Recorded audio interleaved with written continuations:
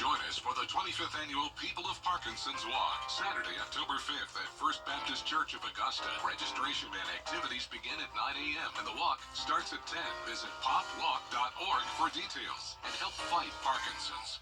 With the most accurate and most trusted, the Live Viper 6 mobile app. Download it today. Be the first to know with the Live Viper 6 mobile app. Fly direct to Washington, D.C. from Augusta Regional Airport. The Live Viper 6 Skyview Network, sponsored by Terry Lambert Hyundai.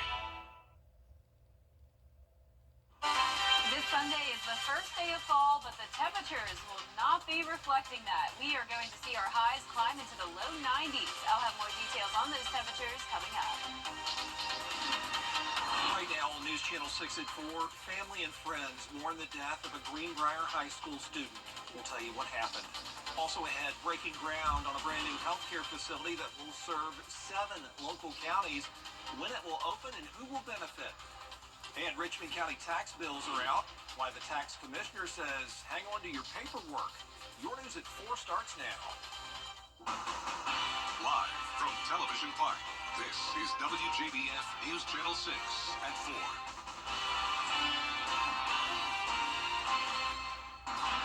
Hello, everybody. I'm Brad Means. Thanks for joining us. Jenny is off today. Coverage you can count on begins with the latest on a car crash in Columbia County that killed a Greenbrier High School student. 15-year-old Gordon Carmichael died in that crash. Happened about 5 o'clock this morning. Graham Lee is covering the story. He's live now at Greenbrier High. And Graham, deputies are still investigating what led to this crash. Well, that's exactly right, Brad. And actually, just over my shoulder, we got here a few moments ago. Students are starting to gather at this memorial. Just some devastating news for this Greenbrier community. As you mentioned, 15-year-old Gordon Carmichael was the victim in this crash. And while we're still trying to figure out more details about him, we did get some information from the sheriff's office this morning about what happened. So this is what we know so far. Investigators say that a Jeep was found after crashing into a tree near the roundabout off Riverwood Parkway near the Amberley neighborhood. And when they arrived, Carmichael's body was still in the vehicle. Then around 6 a.m., a mother called deputies looking for her missing son and car. Law enforcement then telling her worst nightmare possible, that it was Gordon Carmichael that was discovered in the car. A spokesperson for the school district says that Greenbrier High School will have additional guidance counselors and social workers available for students in the coming days to talk about this tragedy that's happened. And we talked to Child Enrichment today, and they say it's a critical resource for students to talk about just that. It's really important for kids' mental health to be able to talk to professionals about this. And we also know that everybody grieves differently, so it's not easy, or it's not possible to just go in and do a blanket, like, we're going to have this one seminar talking about this. Giving kids the opportunity to have individual time with a therapist or a mental health provider is really key, because each kid's going to react differently. Now, the sheriff's office says they do not plan to file charges against the parent. That's because they didn't know their son took the car until they reported him missing. All athletic events have been canceled for tonight, but classes are planned to go on as scheduled. And Journey Community Church has also reached out and spoken out on social media, saying that they're going to be opening their doors tonight from 5:30 to 6 p.m. for anyone that's interested in honoring and remembering the life of Gordon Carmichael. And we're continuing to get those questions answered. We still have questions that need to be answered, and you can count on us to continue to share those details with you as the night continues. For now, live in Evans, Graham Lee, WJBF, News Channel 6.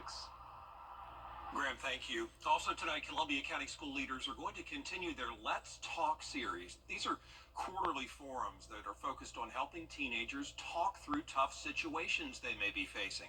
Topics include school safety, vaping, drug and gang violence prevention, and bullying. And while a big focus is on the students, this also helps educate parents.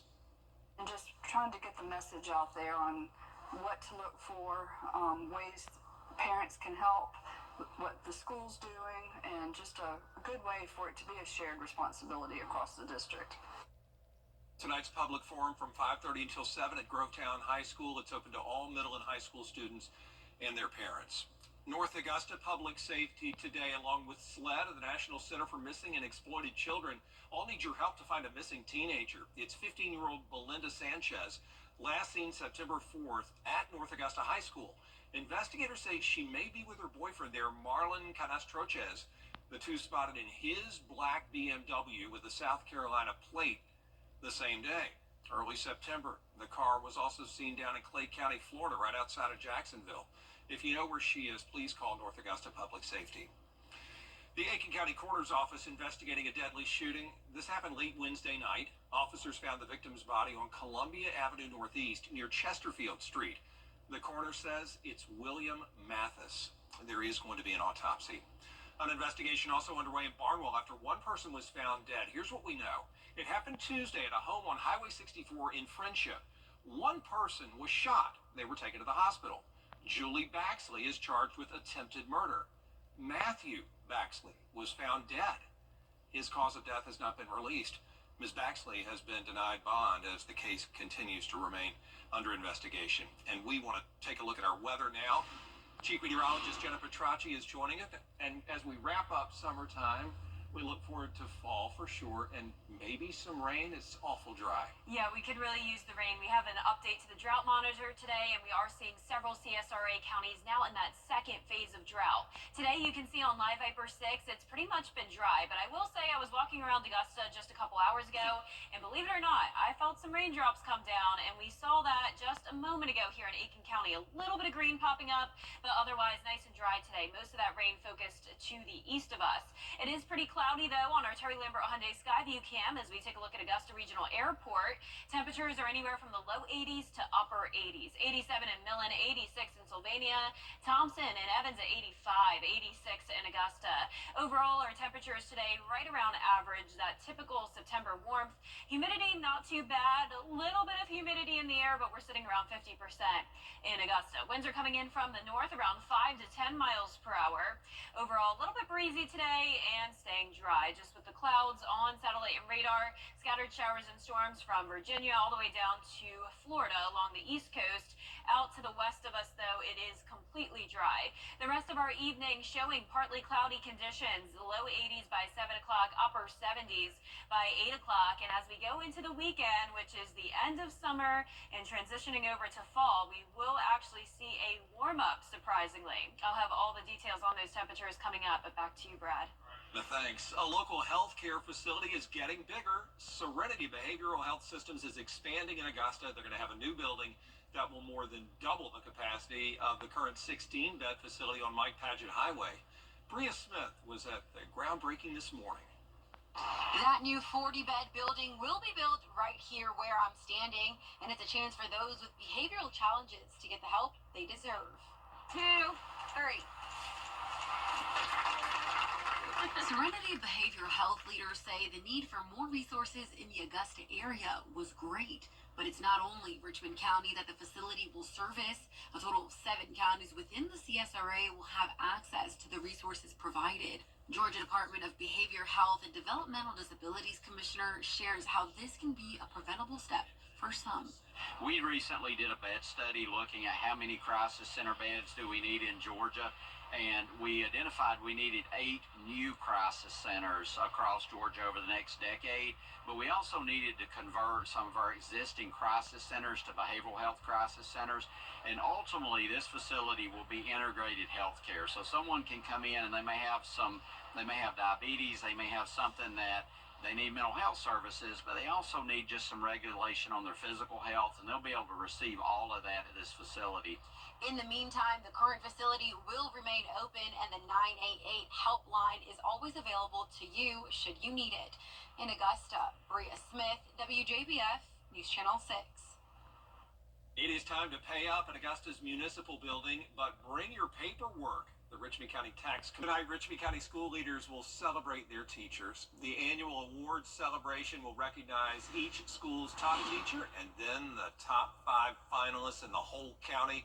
They are Selma Clay out of Deer Chase Elementary, Beverly Frankie from Blythe Elementary, LaQuandra Staley from C.T. Walker, Valerie Thomas, E-School, and Juanita Walden from Richmond County Technical Career Magnet School. All the best to all of the teachers. We love y'all. The banquet, have so much fun, is at 7 at the Augusta Marriott, and a huge congratulations to them all. We are celebrating Hispanic Heritage Month. Coming up, hear from the first Latino to become a U.S. Poet Laureate. And our temperatures are rising all the way into the low 90s this weekend. Not a lot of rain in the forecast, though, just some stray showers, but that could change due to some potential tropical development. How's the latest on the tropics coming up?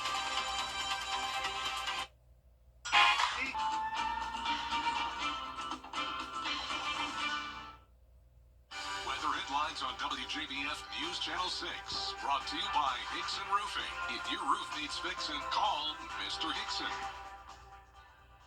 Memory. Now, your most accurate forecast with WJBF Live Viper 6. Welcome back. You're taking a live look at our Terry Lambert Hyundai Skyview Cam in Aiken. Pretty cloudy out there, but we did have our fair share of sunshine today. Overall, dry conditions for us with temperatures back to around average, sitting at 86 in Augusta. Northeast winds of 7 miles per hour. Humidity right at 50%. We're seeing low to mid to upper 80s across the CSRAs. 86 in Sparta, 85 in Sandersville, 85 in Evans, 84 in Aiken. Barnwell, you're at 82 degrees, and 88 in Sylvania, our hotspot today. Satellite and radar showing scattered showers to the east of us, and some clouds continuing to move in from the west. So we'll call it partly cloudy for the rest of your Thursday. Not much activity out towards Alabama and into Louisiana. Pretty much dry across a good portion of the southeast today, and pretty much dry for our Friday as well. Patchy fog possible again in the morning. Can't rule out a stray shower in the afternoon. Temperatures climbing into the upper 80s and then going down into the 70s for the game tomorrow night. Silver Bluff versus Lincoln County. Lincolnton, Georgia's forecast looking fantastic. Really, the entire CSRA has nice weather over the next few days. It's been a while, though, since we had a 90-degree day. In fact, most of the month of September has been well below average. We were in those mid-90s, though, back on September 2nd. We won't get quite that hot this weekend, but we are forecasting 90 degrees for Saturday, the last day of summer, and ironically, heating up for the first day of fall. 92 degrees. Plenty of sunshine this weekend, just keeping that 10% chance of rain. So the first day of fall is now just 3 days away, and let's see if it's going to be feeling like fall next week. I'd say not really. Temperatures will be going back down to around average, but we're not going to have those low 80s and super cool mornings like we had just a couple weeks ago. We also need some rain. Like I mentioned at the top of the show, we do have an update to the drought monitor. Notice all of our northern and eastern counties now under that moderate drought, and everyone in the CSRA could use some rain.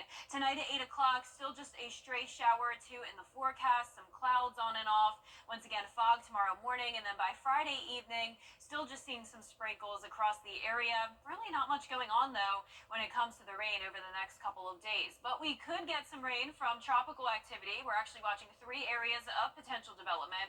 We don't have to worry about these two, but this area in orange in the Caribbean Sea is low pressure that could become a tropical system. Now, this is just an example of what could happen here. We have this area that we'll be watching in the Gulf of Mexico, and notice this particular model showing it getting pretty strong, moving into Florida, and then, of course, we would have some minor impacts from this system. But I want to emphasize that this is a changing forecast. This is just an example of what could happen around late next week, so we'll definitely keep you updated on that. Our low temperatures tonight will be in the mid-60s. Highs tomorrow will be in the mid to upper 80s. And your 10-day forecast showing the temperatures briefly heating up into the low 90s. We'll still be around average to a little bit above average next week, mid to upper 80s. Low temperatures staying pretty consistent in the mid-60s. Lots of sunshine for us, and our best chance of rain will start around next Wednesday, continuing into the weekend. All right, Jenna, thanks a lot. Coming up, a new flyover experience opens in Chicago. All the places you will go next. We all know flying easy. Flyover Chicago at Navy Pier is taking guests on a new flying experience. Today it's debuting a new immersive journey through Iceland on a 65-foot spherical screen with wind and other effects to make you feel like you're flying over the Nordic island. There are views of Iceland's coastline, waterfalls, and more. There is a lot more coverage you can count on at 4:30, including lawmakers in Washington just can't seem to agree on a path forward to avoid a government shutdown. Dee has the latest attempt to try to reach some sort of deal, plus more top stories next.